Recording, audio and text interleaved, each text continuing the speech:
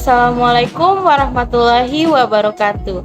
Baiklah, saya akan menjelaskan tentang pengertian, alat dan bahan, dan cara membuat serta kesimpulan dari rangkaian arus listrik paralel dan seri. Pertama-tama, saya memperkenalkan diri. Nama saya Akila Putri Araminta. Perkenalkan, nama saya Hijrah. Perkenalkan, nama saya Vina Bramransin. Nama saya Muhammad Fadli. Pengertian rangkaian listrik paralel dan seri. Rangkaian listrik paralel salah satu jenis rangkaian atau penyusun komponen listrik yang saling terhubung secara paralel. Rangkaian listrik seri, rangkaian listrik yang komponen penyusunnya disusun secara berderet hanya melalui satu jalur aliran listrik. Baiklah, saya akan menyebutkan alat dan bahan rangkaian arus listrik paralel dan seri.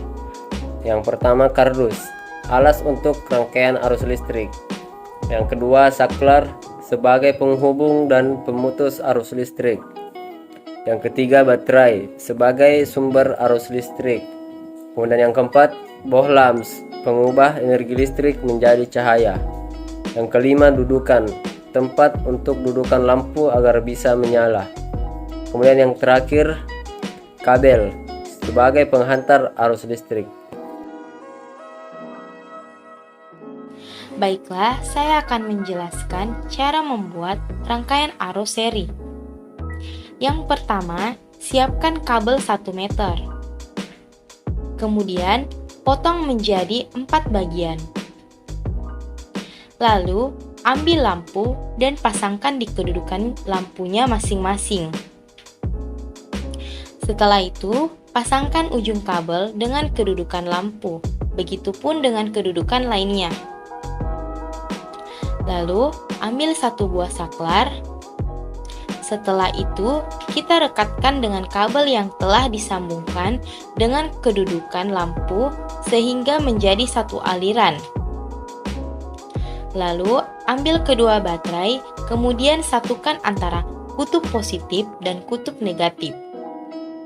Setelah itu, kita rekatkan kabel dengan masing-masing sisi lain baterai. Nyalakan saklar. Baiklah, saya akan menjelaskan cara membuat rangkaian arus listrik paralel.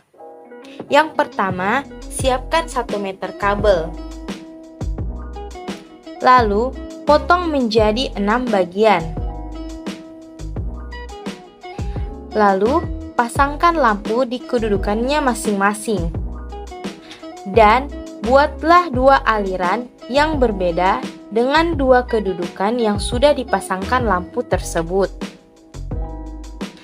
Lalu, ambil saklar dan rekatkan dengan antara 2 kabel yang terhubung dengan baterai dan 2 aliran lampu tadi. Dan ambil kedua baterai, satukan antara kutub negatif dan kutub positif. Lalu, hubungkan setiap ujung kabel di masing-masing sisi lain baterai. Setelah itu, nyalakan saklar. Baiklah, saya akan membacakan kesimpulan rangkaian seri dan rangkaian paralel.